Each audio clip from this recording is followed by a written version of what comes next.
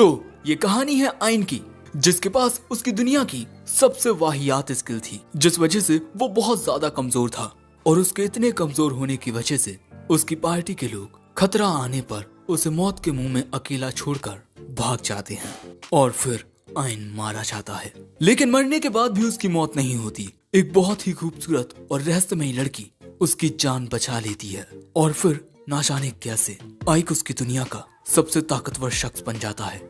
चलो जानते हैं। कहानी की शुरुआत में हमें एक डंजन का सीन दिखाया जाता है, जहां हम एक आदमी को एक तलवार के साथ एक बड़े से चूहे पर हमला करते हुए देखते हैं। वहां पर एक मेज थी जो एक स्पेल कास्ट कर रही थी, लेकिन इसमें उसे थोड़ा वक्त लग रहा था। इसीलिए इसका दूसरा साथी जो कि तलवारबाज है, अपना खतरनाक हमला करके इस बड़े से चूहे को जख्मी कर देता है। लेकिन फिर भी ये चूहा जिंदा था और इतनी ही देर में इस लड़की की चैंटिंग या स्पेल कास्टिंग पूरी हो जाती है, जिसके बाद ये उस चूहे की ओर एक फायर बॉल अटैक करती है और वो चूहा आग में जलकर मारा जाता है।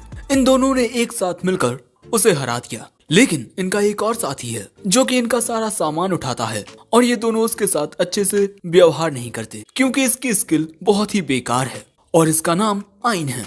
और इतना सारा सामान होने की वजह से ये लड़का तभी गिर जाता है, जो देख ये दोनों कहते हैं, अरे ये तो किसी भी काम का नहीं है। जिस पर आइन कहता है, ये बैग्स बहुत भारी हैं। जिसके बाद आइन उस मरे हुए चूहे के पास जाता है, क्योंकि अब उसकी बारी आई है। आइन के पास लो क्लास अप्रेजर स्किल है और हमें बताया जाता है कि जब हम पैदा होते हैं तब गॉडेस ऑफ लाइट हम सभी को एक जॉब देती हैं और गॉडेस ऑफ डार्कनेस हमें स्किल देती हैं, और फिर आप अपनी स्किल्स पर काम करके अपनी एबिलिटीज को बढ़ा सकते हो। लेकिन जो जॉब्स हैं वो पीढ़ी दर पीढ़ी ऐसे ही चलती रहती हैं और कभी नहीं बदलती।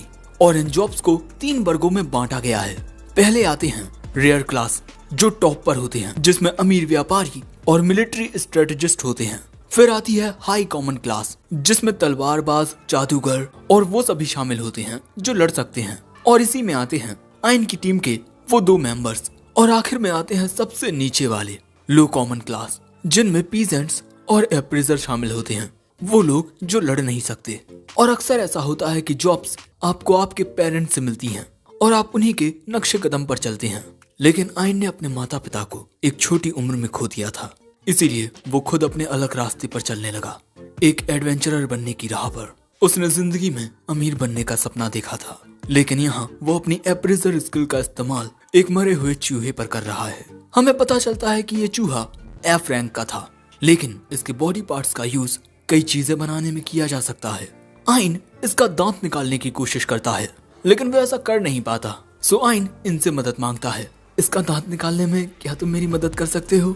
ये आदमी ज़ॉइड कहता है, आखिर मैं इस बेकार से चूहे को क्यों छूऊंगा, ये काम तो तुम्हारा है। जिसके बाद ज़ॉइड आइन में एक लात मार देता है, जिससे आइन दूर गिरता है। जिसके बाद ये लड़की चौलीन कहती है, हमने अपनी जान खतरे में डालकर तुम्हारी जान बचाई और अब तुमसे ये छोटा सा काम भी नहीं हो रहा। अरे तुम्हें तो हमारा एहसानमंद होना चाहिए। आइन यहाँ कहता है, प्लीज मुझे माफ कर दीजिए। और वो मन में सोचता है कि ये दुनिया सबके लिए बराबर नहीं है। जिसके बाद वो उस चूहे का मुंह खोलता है और इसके बाद उसके मुंह के अंदर एक चाकू डालता है। ये दोनों हंसते हुए कहते हैं, तुम्हें समझना चाहिए कि तुम्हारी औकात कितनी है, यही तुम्हारा काम है। सच में तुम्हारी अप्रेजल स्किल कितनी बेकार और वाहियात है। यहाँ आइन एक चाकू से उस चूहे के दांतों को निकाल रहा था।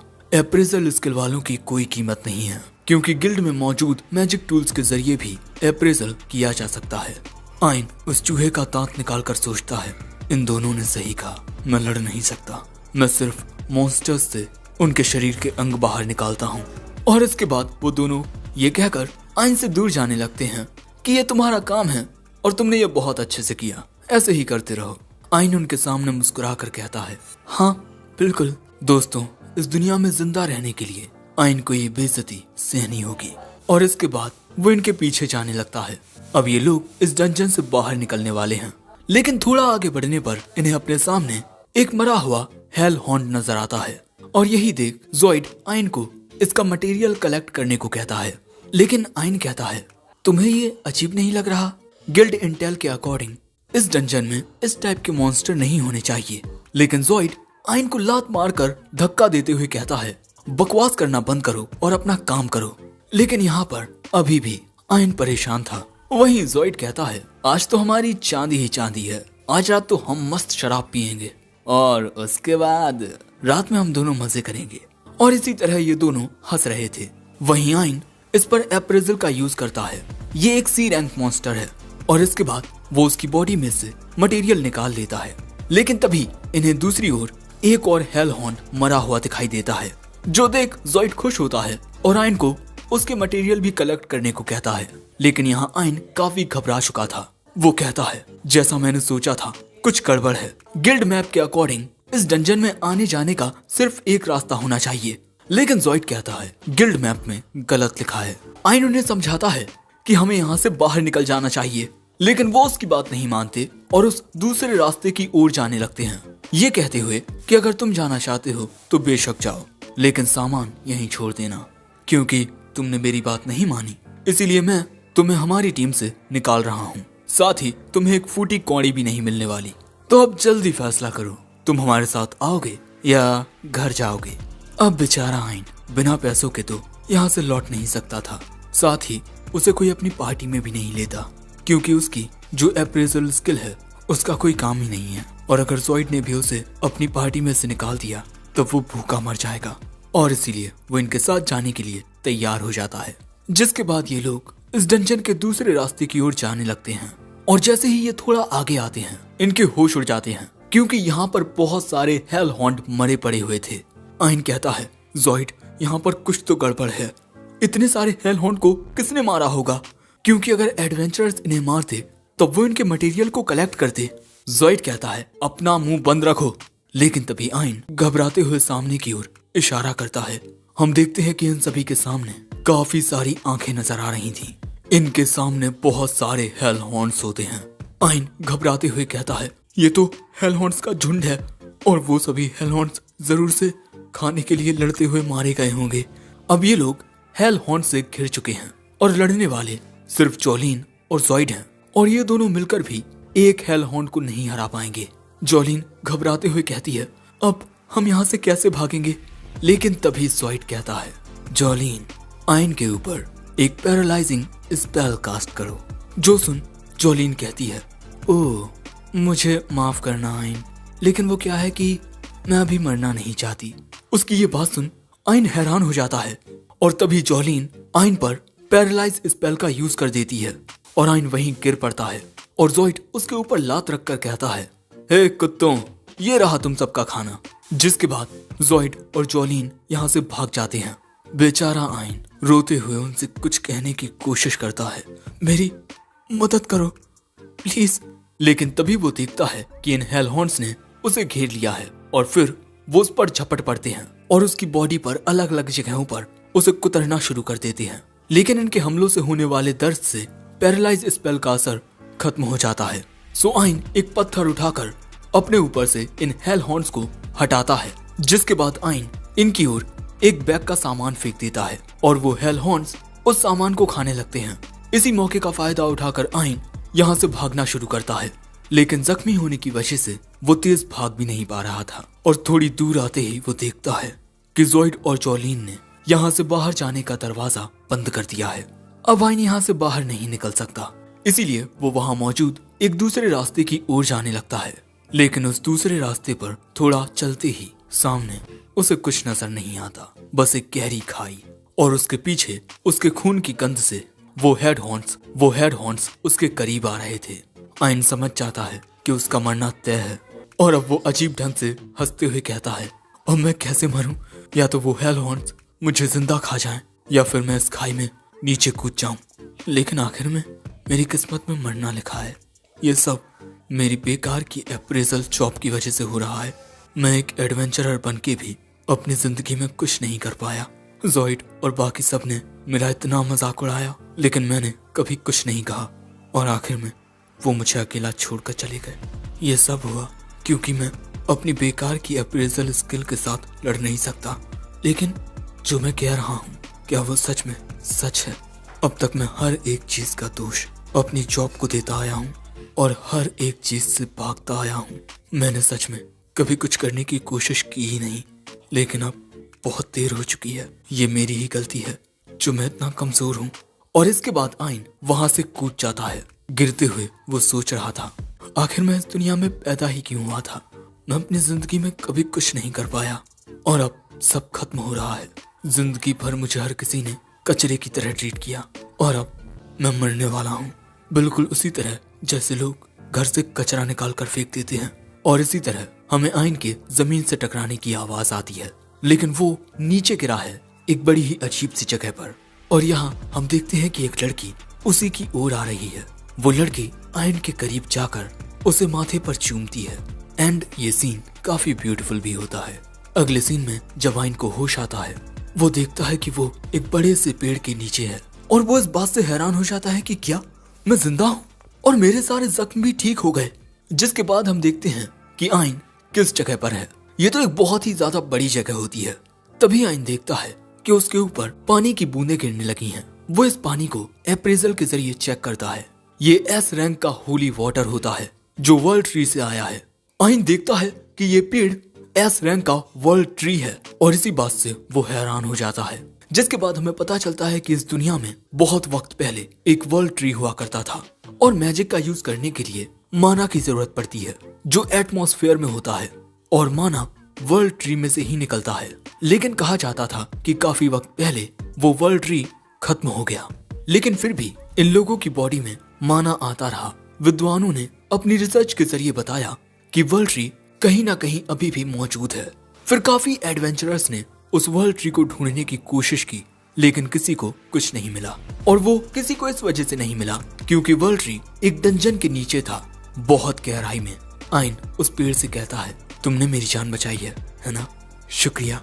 लेकिन तभी उसे किसी की आवाज आती है, लेकिन उसे कोई दिखाई नहीं देता, इसीलिए वो उसे अपना वहम मान लेता है और फिर सोचने लगता है कि अब उसे क्या करना चाहिए।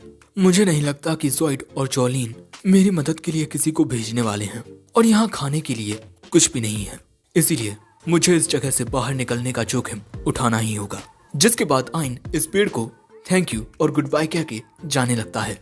लेकिन तभी अचानक उसके पीछे एक लड़की अपीयर होती है जो कुछ कहना चाहती थी लेकिन कह नहीं पाती। आइन इस बड़े से गेट के सामने आ जाता है और वो नहीं जानता कि आगे क्या हो सकता है, शायद हेल हॉन्ट्स से भी ज्यादा खतरनाक मॉन्स्टर्स।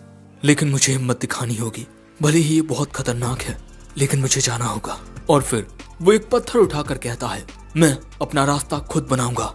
और आगे बढ़ते हुए वो कहता है, इस बार मैं वो हर एक मुमकिन चीज करूंगा जो मैं कर सकता हूँ। लेकिन काफी दूर आने के बाद भी आइन को कुछ दिखाई नहीं देता। उसे लगता है कि यहाँ कोई मॉन्स्टर नहीं है। लेकिन तभी अचानक ही उस पर एक हमला होता है जिससे आइन को बहुत ज्यादा दर्द होने लगता है क्योंकि उसका एक कान कटकर अलग हो चुका था।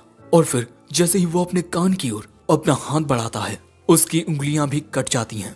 आइन दर्द के मारे चिल्लाने लगता है और तभी अचानक उसे अपने सामने कुछ दिखाई देता है। वो अपने अप्रेजल के जरिए देखता है उसके सामने एक एस रैंक डीमन जो डंजन्स की गहराइयों में रहता है वो दिखता है। आइन यहाँ और भी ज्यादा घबरा जाता है क्योंकि वो तो बी रैंक हेल हॉन्ट्स का सामना भी नहीं कर पाया, फिर ये तो एस रैंक है। जिसके अगले ही पल में वो गैमलिन आइन की ओर जाकर बहुत सारे हमले करके उसे बहुत ज्यादा जख्मी कर देता है और फिर आइन वहीं गिर पड़ता है। वो रेंगते हुए आगे बढ़ने की कोशिश करता है, लेकिन तभी वो गैमलिन अपने आखिरी हमले से आइन को खत्म करने ही वाला था कि अगले ही पल में आइन नोटिस करता है कि उस गैमलिन के भी पसीने छूटने लगे हैं। और अगले ही पल में आइन की आंखों के सामने ही उस गैमलिन को कोई खा जाता है। आइन देखता है कि उसके सामने एक एस रैंक डेथ बियर होता है जो अपने एक हमले से पहाड़ों को भी काट कर रखने की ताकत रखता है। अब ये देखकर तो आइन के होश ही उड़ चुके थे और अगले ही पल में हम देखते हैं कि वो डेथ बियर अपने पंजों से हमला करता है और यहाँ आइन का मुंह बहुत ज्यादा कट जाता है। हम देखते हैं कि उसके मुंह से बहुत खून गिरने लगता है और अगले ही पल में वो डेथ बियर आइन को उठाकर उसके शरीर को अपने हाथ के जोर से कुचलने लगता है। आइन कहता है अब सब खत्म होने वाला है और तभी उसके मुंह से बहुत सारा खून निकलता है और अब वो डेथ बियर आइन को खाने ही वाला होता है कि अगले ही पल में बहुत सारा खून हवा में उड़ता है। वहां पर कोई आ चुका था आइन की मदद करने के लिए और उसने अपने एक ही हमले से उस डेथ बियर की गर्दन को उखाड़ के फेंक दिया था। और यहाँ ये लड़की कहती है, मुझे समझ नहीं आ रहा कि आखिर उसने मुझे एक इंसान की मदद करने के लिए क्यों भेजा। और अगले ही पल में आइन यहाँ बेहोश हो जाता है। और फिर जब उसकी आंख खुलती है वो खुद को उसी वर्ल्ड ट्री के नीचे पाता है। लेकिन दोस्तों यहाँ पर आइन की एक आंख बदल चुकी है, तुमने नोटिस किया? और अगले ही पल में आइन को अपनी आंखों के सामने एक लड़की दिखाई देती है। वो उस लड़की को कुछ पलों के लिए बस देखता ही रह जाता है। ये लड़की बहुत ज्यादा खूबसूरत थी। ये वही थी जिसने आइन की जान बचाई थी। आइन उसे देखकर कहता है, ये तो बिल्कुल किस्से कहानियों की किसी एल्फ जितनी खूबसूरत है। और तभी वो लड़की भी आइन को देख मुस्कुराती है। और यहीं एपिसोड 1 एंड होता है। एपिसोड 2 की शुरुआत में हम देखते हैं कि आइन उस लड़की को देख हैरान हो गया था। तभी उसके बगल में खड़ी ये मोहतरमा कहती हैं, मेरी बेटी ने वो चाय तुम्हारे लिए बनाई है, इसीलिए तुम्हें स्नेहपूर्वक उसे पीना होगा। और तभी वो लड़की शर्माते हुए कहती है कि प्लीज आप ये चाय पीजिए ना। और अगले ही पल में हम देखते हैं कि ये मोहतरमा उस चाय को जबरदस्ती आइन के मुंह में डालने लगती हैं। लो जल्दी इस चाय को पियो। चाय पीकर आइन कहता है, ये तो बहुत अच्छी थी। वो लड़की कहती है, मुझे ये सुनकर अच्छा लगा। तभी आइन सोचता है कि ये कितनी प्यारी है। लेकिन तभी ये मोहतरमा कहती हैं कि आबे मेरी बेटी के बारे में कुछ भी ऐसा वैसा मत सोचना। जिसके बाद हमें पता चलता है कि इस लड़की के कहने पर ही इन मोहतरमा ने आइन की जान बचाई थी, वरना उन्हें घंटा फर्क नहीं पड़ता कि आइन जैसे एक इंसान के साथ क्या होता है। मोहतरमा कहती हैं, तुम्हें तो मेरी बेटी यूरी का शुक्रगुजार होना चाहिए, क्योंकि उसके कहने पर ही मैंने तुम्हारी जान बचाई थी। आइन कहता है, मेरी मदद के लिए शुक्रिया यूरी। यूरी शर्माकर कहती है, कोई बात नहीं। लेकिन अगले ही पल में मोहतरमा आइन को लाते मारते हुए कहती हैं, तूने मेरी बेटी का नाम कैसे लिया? लेकिन तभी आइन कहता है, क्या आप दोनों माँ बेटी हो? वो कहती हैं, हाँ तुम कह सकते हो। वैसे मेरा नाम योरसुला है, मैं वर्ल्ड ट्री की गार्जियन हूँ। जिसके बाद हमें बताया जाता है कि इस दुनिया में ऐसे 9 वर्ल्ड ट्रीज हैं और हर एक वर्ल्ड ट्री का एक अलग गार्जियन होता है, बिल्कुल योरसुला की तरह। और ये इस बात का ख्याल रखते हैं कि वर्ल्ड ट्री पर कोई खतरा ना आए। और जब से यूरी ने यहाँ ये जड़ें फैलाई हैं, तब से मैं इसके साथ यहीं रह रही हूँ। आइन कहता है, लेकिन यूरी तो एक इंसान है। मोहतरमा बताती हैं कि यूरी ये वर्ल्ड ट्री खुद है। सरल शब्दों में तुम यूरी को इस वर्ल्ड ट्री की आत्मा कह सकते हो। जो बात सुन आई यूरी को नजदीक से देखते हुए कहता है, अच्छा इसी वजह से ये इतनी खूबसूरत है। ये बात सुन यूरी तो शर्माने लगती है, लेकिन योरसुला आइन को फिर से पीटना शुरू कर देती है। हमने तुम्हें ये आंख मेरी बेटी को देखने के लिए नहीं दी है। तभी आइन को याद आता है कि उस डेथ पियर ने एक हमला करके इसकी एक आंख को काट दिया था और साथ ही उसे हद से ज्यादा इंजर्ड भी कर दिया था। लेकिन अब तो मैं बिल्कुल ठीक हूँ। मोहतरमा बताती हैं कि मैंने तुम्हें वर्ल्ड ट्री से गिरने वाली बूंदों से हील कर दिया है, लेकिन उससे तुम्हारी वो कटी हुई आंख हील नहीं हुई। इसीलिए हमने वर्ल्ड ट्री के एक छोटे से हिस्से का इस्तेमाल करके तुम्हारे लिए एक आर्टिफिशियल आंख बनाई। तुम इसे प्रोस्थेटिक स्पिरिट आई कह सकते हो। और ये सब मैंने यूरी के कहने पर किया है। वो चाहती थी कि तुम अंधे ना रह जाओ, वरना मैं तो एक इंसान की मदद कभी नहीं करती। तभी आइन पूछता है, आखिर तुमने मेरे लिए इतना कुछ क्यों किया? दोस्तों तुम्हें याद होगा कि आइन ने इसकी जान बचाने के लिए वर्ल्ड ट्री को शुक्रिया कहा था और इसीलिए यूरी ने आइन के लिए इतना कुछ कर दिया। वैसे ये काफी प्यारी है ना?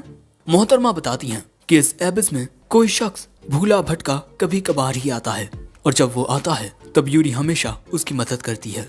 लेकिन वो कभी यूरी के शुक्रगुजार नहीं रहे, बल्कि जैसे ही उन्हें पता चलता कि यूरी वर्ल्ड ट्री की स्पिरिट है, वो लालची बनकर यूरी से इस पेड़ की पत्तियां और टहनियां मांगते। लेकिन जब आइन ने यूरी को शुक्रिया कहा तब इससे यूरी को बहुत खुशी हुई।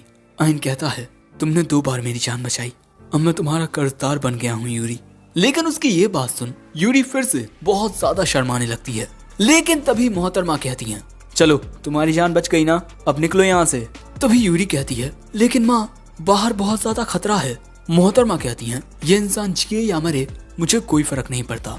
लेकिन यूरी कहती है कि माँ कुछ तो होगा जो हम इसके लिए कर सकते हैं। वो कहती है, देखो मैं तुम्हारी यानी कि वर्ल्ड ट्री की गार्जियन हूँ, मैं तुमसे एक डिस्टेंस तक ही दूर हो सकती हूँ, मैं इसे खुद बाहर छोड़ने नहीं जा सकती और टेलीपोर्टेशन मैजिक डंजन में काम नहीं करता।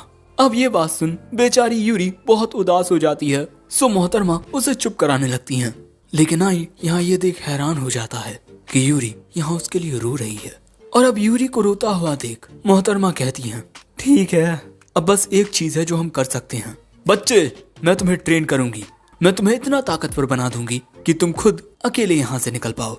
और ये बात सुन यूरी खुश होकर योरसुला को गले लगा लेती है। और जैसे ही आइन ये बात सुनता है कि वो यहाँ से जिंदा वापस निकल पाएगा, वो खुशी के मारे रोते हुए इन दोनों को ही गले लगा लेता है।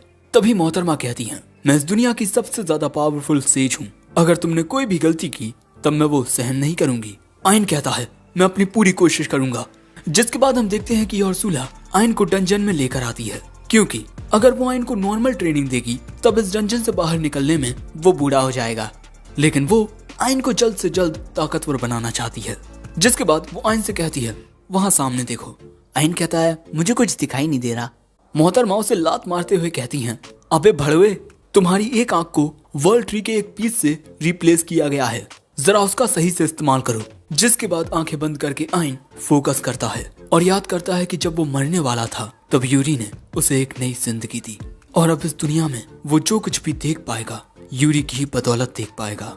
और फिर आइन अपनी आंख खोलता है। अब उसे इस डंजन में उजाला नजर आ रहा था और हम मोहतरमा करेंगी आइन की असली ट्रेनिंग शुरू। वो एक छोटे से पत्थर को वहीं सो रहे एक गैमलिन में मारती हैं। वो गैमलिन जाग जाता है और इसके बाद उनके आसपास बहुत ही तेज रफ्तार में घूमने लगता है। और अब आइन का पहला पड़ाव यही है कि उसे इस गैमलिन के सभी हमलों से बचना होगा, और ऐसा करने के लिए वो अपनी अप्रेजर स्किल का यूज कर सकता है, क्योंकि एक स्पिरिट आई के जरिए अप्रेजल करना ह्यूमन आई के अप्रेजल से बिल्कुल अलग होता है।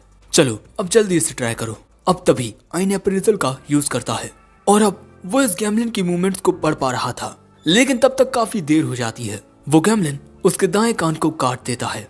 आइन दर्द के मारे वहीं तड़पने लगता है और फिर खड़ा होकर कहता है, मैं अपने अप्रेजल के जरिए इसकी मूवमेंट्स को पढ़ पाया, और फिर वो वहीं बेहोश हो जाता है। सो योरसुला एक प्रोटेक्टिव बैरियर बनाकर होली वाटर से आइन को हील करती हैं। होली वाटर से आइन का कान फिर से जुड़ जाता है और तुरंत ही वो होश में आ जाता है।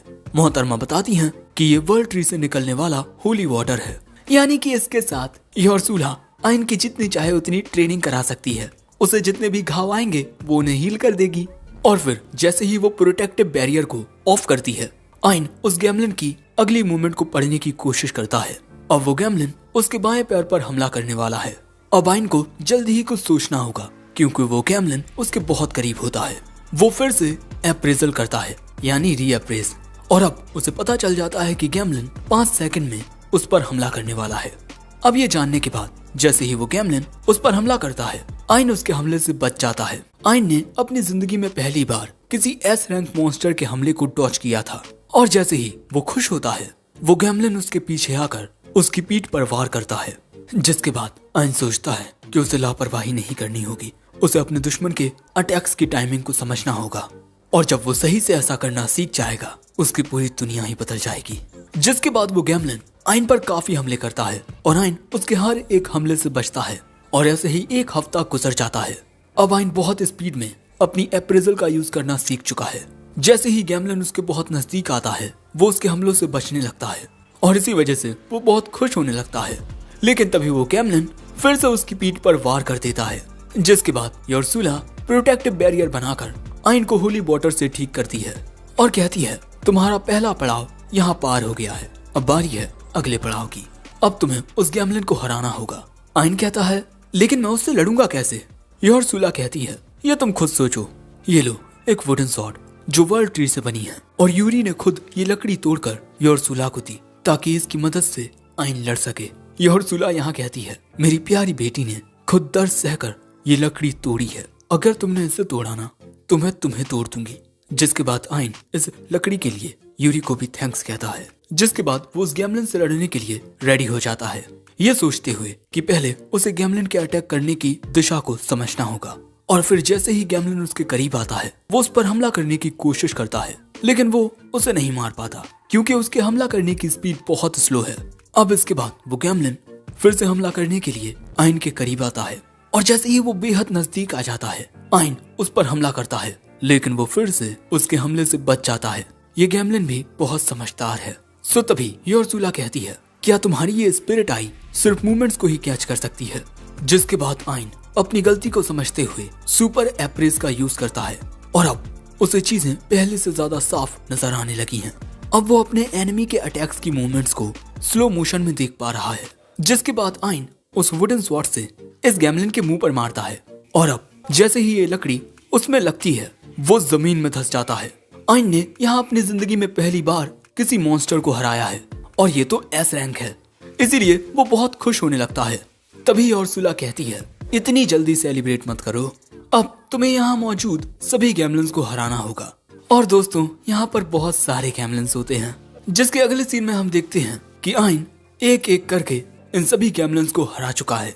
जिसके बाद उर्सुला कहती है अब आएगा तुम्हारा अगला पड़ाव, एक गैमलिन की एबिलिटी को एप्रेस करके उसे अपनी एबिलिटी बनाना।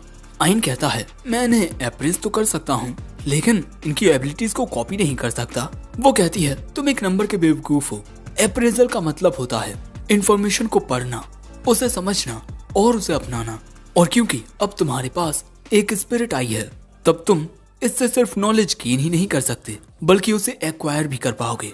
ये बात सुन आइन कहता है कि स्पिरिट आई तो इनक्रेडिबल है। जिसके बाद आइन एप्रेजल का यूज करता है, गैमलिन्स एबिलिटी सुपर एक्सेलरेशन, और ये एबिलिटी आइन के दिमाग में चली जाती है लेकिन इससे आइन को बहुत तेज दर्द होने लगता है।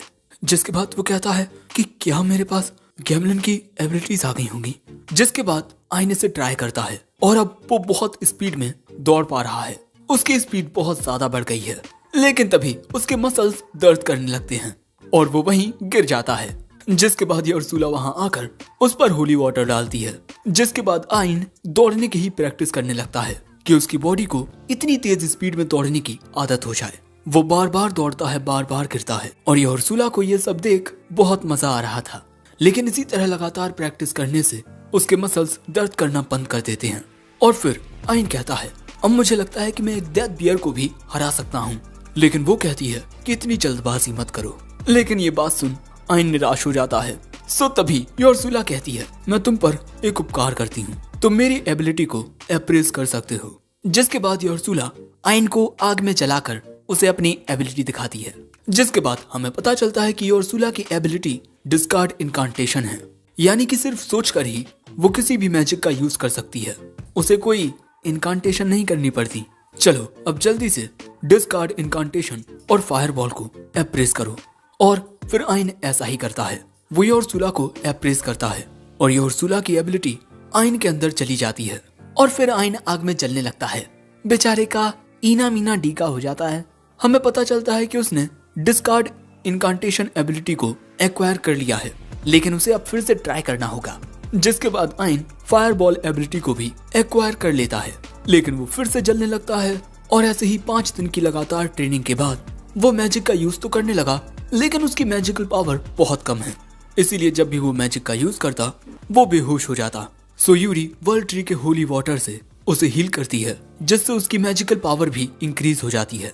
और फिर उर्सुला लाते मारते हुए आइन को मैजिक से खाने लगती है और ऐसे ही आधा महीना गुजर जाने के बाद आइन एक ही बार में बहुत सारी फायरबॉल्स शूट करना सीख गया है, साथ ही दूसरे टाइप के मैजिक भी वो कास्ट कर लेता है। और अब आइन के पास गैमलिन की सुपर स्पीड, उर्सुला की मैजिकल एबिलिटीज और स्पिरिट आई की सुपर एप्रेजल है। सो अब उर्सुला कहती है क्यों ना अब हम एक रिवेंज मैच करें। आइन यहाँ मुस्कुराता है। जिसके बाद हम एक डेथ बियर को देखते हैं और ये दोनों यहीं आए थे लेकिन इससे आइन अभी भी घबरा रहा है। सो उर्सुला कहती है कि अब तुम पहले से ताकतवर बन चुके हो और मुझे यकीन है कि अपनी एबिलिटीज के साथ तुम जीत सकते हो। जिसके बाद वो उसे लात मार के आगे भेज देती है और यहाँ आइन कहता है उर्सुला ने सही कहा, अब मैं पहले जैसा कमजोर नहीं रहा। और इसके बाद वो डेथ बियर के सामने जाकर खड़ा हो जाता है। जिसके बाद वो डेथ बियर की ओर बढ़ता हुआ उस पर फायर बॉल से अटैक करता है लेकिन उसका कोई भी निशाना उसमें नहीं लगता। लेकिन हाँ, हमलों से चारों ओर धुआं जरूर हो जाता है। जिसके बाद वो सुपर स्पीड से उसके पीछे आकर सुपर एप्रेस करता है और फिर सामने से एक विंड अटैक करके उस डेथ बियर को बहुत ज्यादा जख्मी कर देता है। लेकिन फिर से वो डेथ बियर आइन पर हमला करने जाता है। जिसके बाद हम देखते हैं कि आइन लगातार सैकड़ों फायरबॉल्स को इस डेथ बियर में मारने लगता है। आइन के हमलों से बहुत ज्यादा धुआं हो जाता है और जैसे ही धुआं छटता है हम देखते हैं कि डेथ बियर यहाँ हार चुका है और वो आइन के सामने गिर जाता है। आइन को यकीन नहीं होता कि वो इतना ताकतवर बन चुका है कि उसने एक एस रैंक के डेथ बियर को हरा दिया है और इसीलिए वो बहुत खुश होता है और यहीं एपिसोड 2 एंड हो जाता है। सो दोस्तों, क्या लगता है क्या आइन अब यूरी और योर्सुला को छोड़कर चला जाएगा? तुम अपने ओपिनियन कमेंट बॉक्स में बता सकते हो। साथ ही ये भी बताना कि ये वीडियो कैसा लगा। वीडियो पसंद आया हो तो लाइक करना, चैनल पर नए आए हो तो सब्सक्राइब करते जाना और मेरे सेकंड चैनल को भी सब्सक्राइब कर लेना, उसका लिंक डिस्क्रिप्शन में है। साथ ही मुझे इंस्टा और फेसबुक पर भी फॉलो कर लेना और चाहो तो हमारे चैनल की मेंबरशिप को भी ज्वाइन कर सकते हो। मैं मिलता हूँ जल्द ही किसी नए वीडियो में, तब तक के लिए सायोनारा।